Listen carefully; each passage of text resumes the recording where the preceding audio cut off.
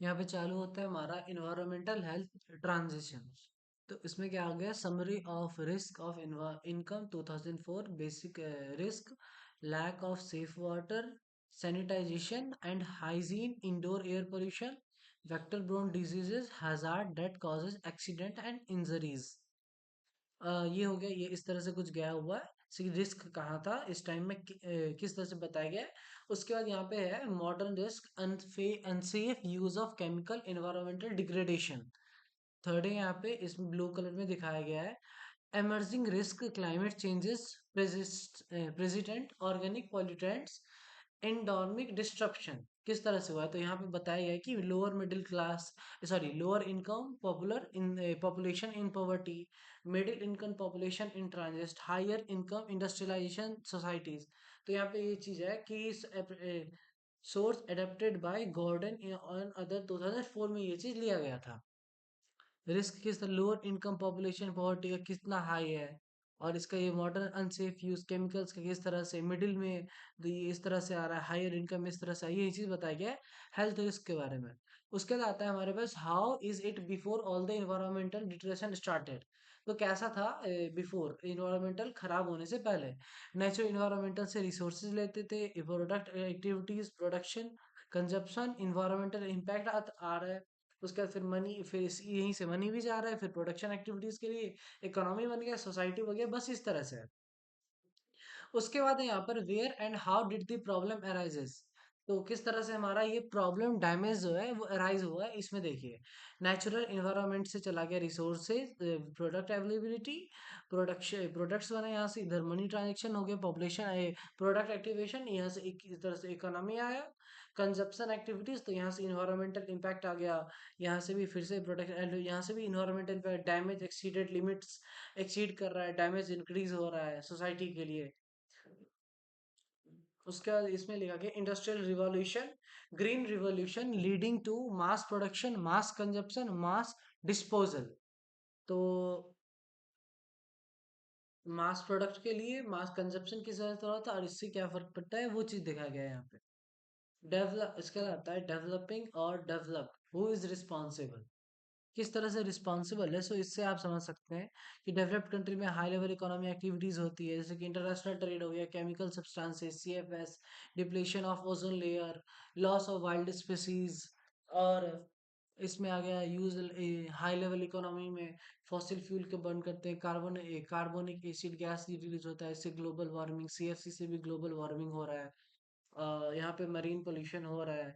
तो marine pollution का मतलब क्या होता है, यहाँ पे इस तरह से मरीन पोल्यूशन हो गया, केमिकल्स और भी प्लास्टिक जितने भी है वो सारे।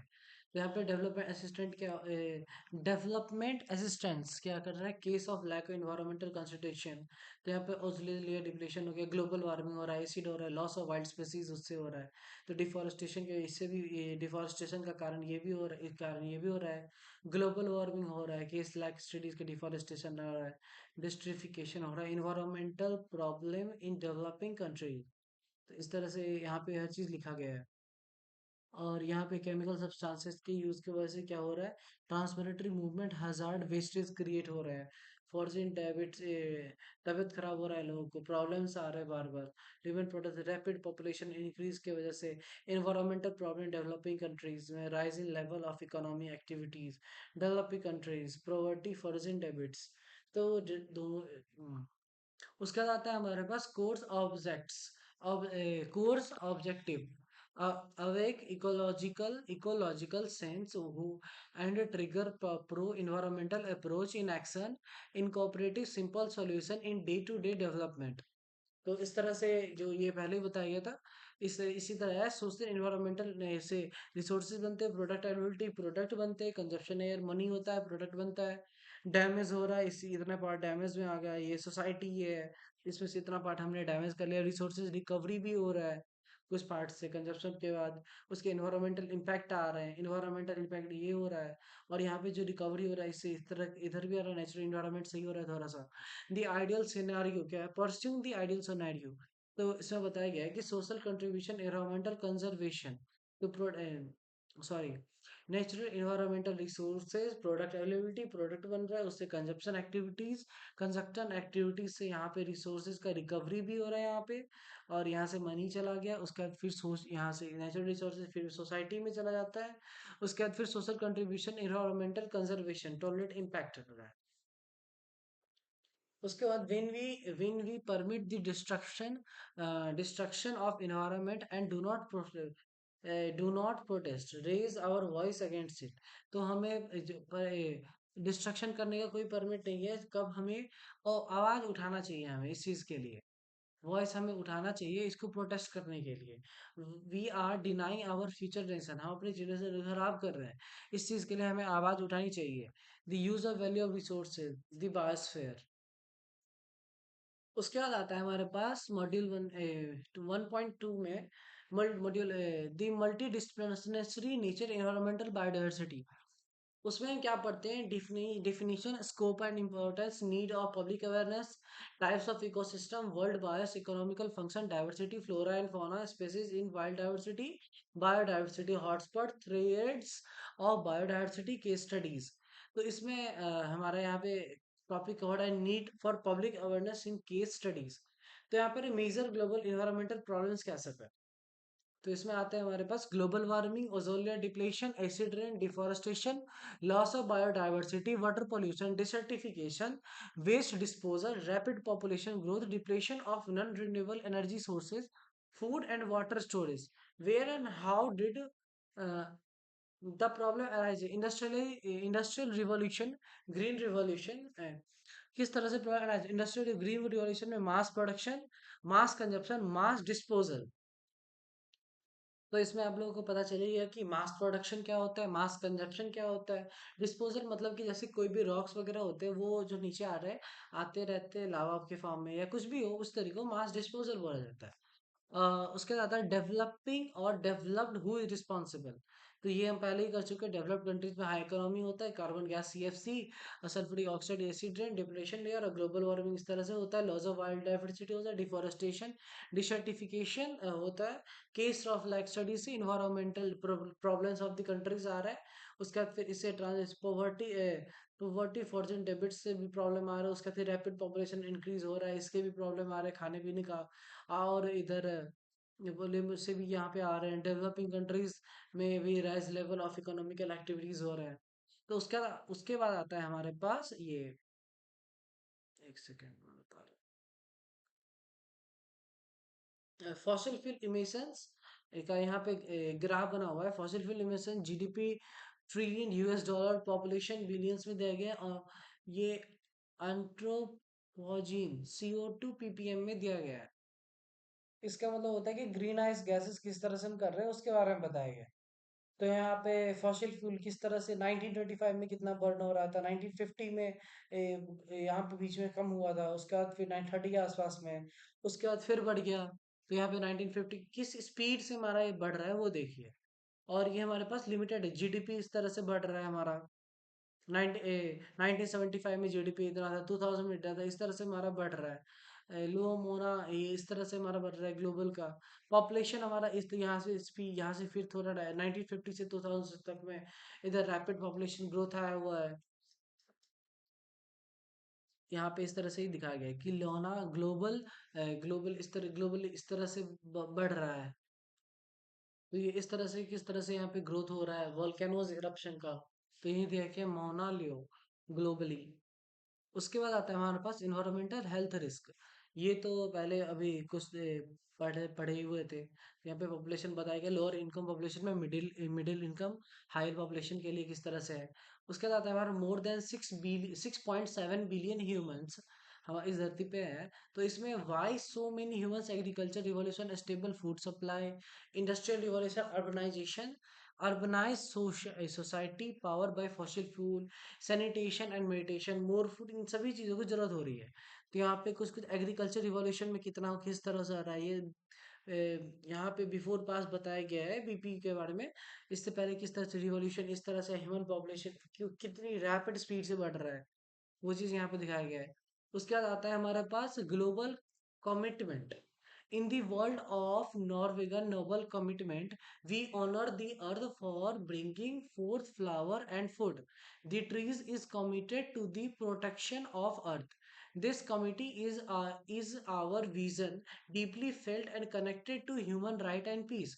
Honoring the IPCC through the grant the Nobel Peace Prize in 2007, declaring call for the protection of the earth. तो ऑनर आईपीसी को थ्रू नोबेल प्राइज प्रीज किया गया था 2007 के लिए। ए कॉल एक Clarion call for the protection of the earth. तो फिर उसके बाद आता है हमारे पास नेक्स्ट पेज, उसमें है नोबल स्पीच।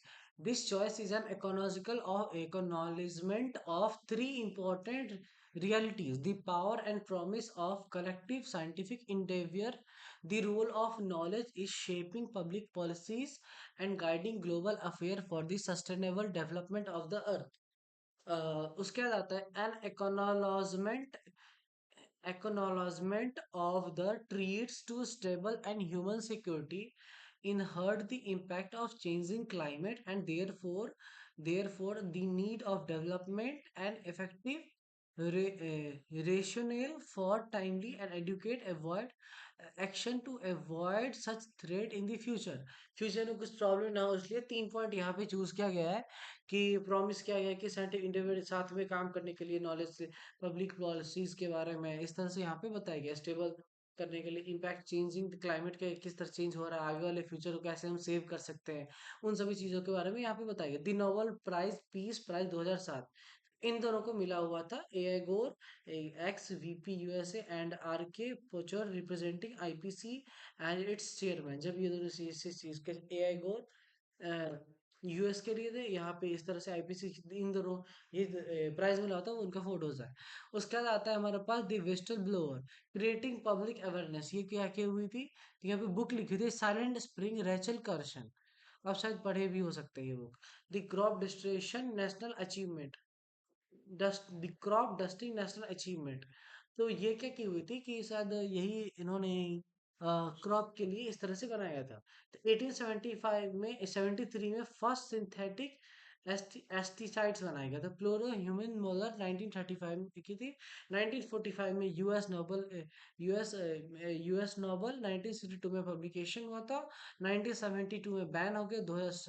2000 में स्टॉकहोल्म कंजर्वेशन हुआ।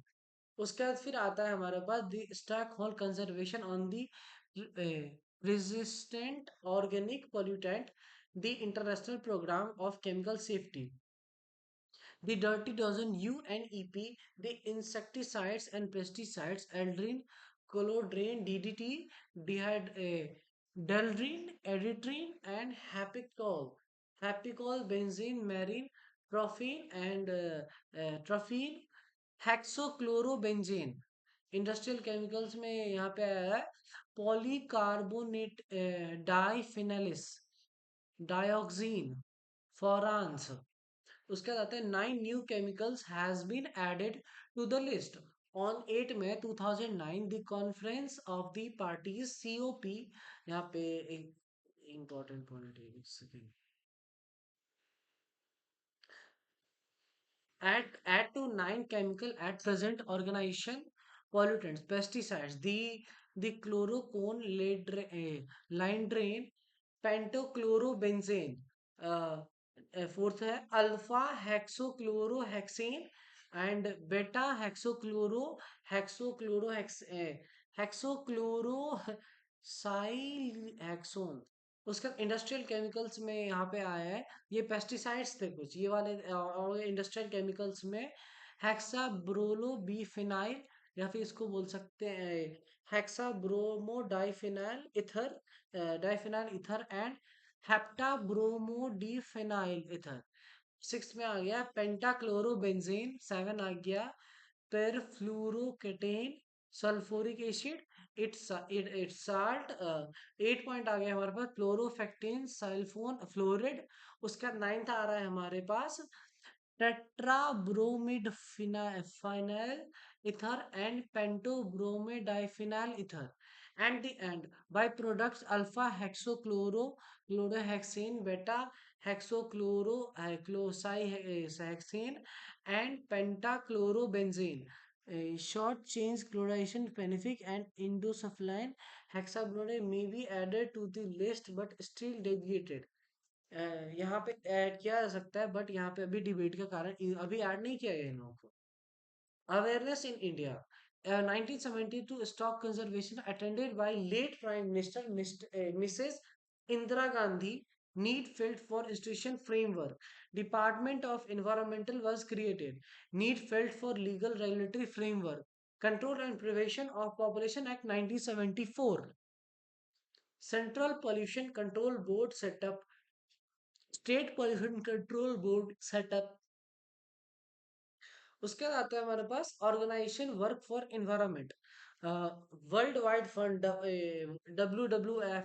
उसके बाद आता है सेकंड में centre for science and environment CSE. Wild institution of India WII. उसके बाद आता है United Nation environmental programme UNEP. इस तरह से हमारे कुछ प्रोग्राम्स हैं जो कि बताए गए और यहाँ पे बताया गया कि टाइगर को सेव करने के लिए जो कि पहले बहुत कम थे अभी भी 1411 है सेव टाइगर 2010 में of the 2010 of the tiger. ये सब कुछ इस तरह से चल रहे थे कैंपेन वगैरह ऑर्गेनाइजेशन वर्क कर रही थी इस चीज पे. उसके आता है नेशनल इन्वायरमेंटलिस्ट कैरजिल ड्रेन राफेल एमर्सन हेरन क्रियोस John Muir Aldo Leopold Rachel Carson EO Wilson. Indian environmentalists के ये कुछ तस्वीरें हैं. उसके सम इन Indian environmentalists Salim Ali, ornithology. Indira Gandhi played an important role for preserving wildlife. SP Godrej Padma Bhushan मिला था इन्हें. उसके बाद फिर mister Swaminath agriculture scientist. Madhav Gadgil ecologist. MC Mehta environmentalist lawyer. Anil Agarwal journalist. Medha Patkar Narmada dam ये की हुई थी. सुंदरल भोगवान चिपको मूवमेंट के बारे में ये किए हुए थे.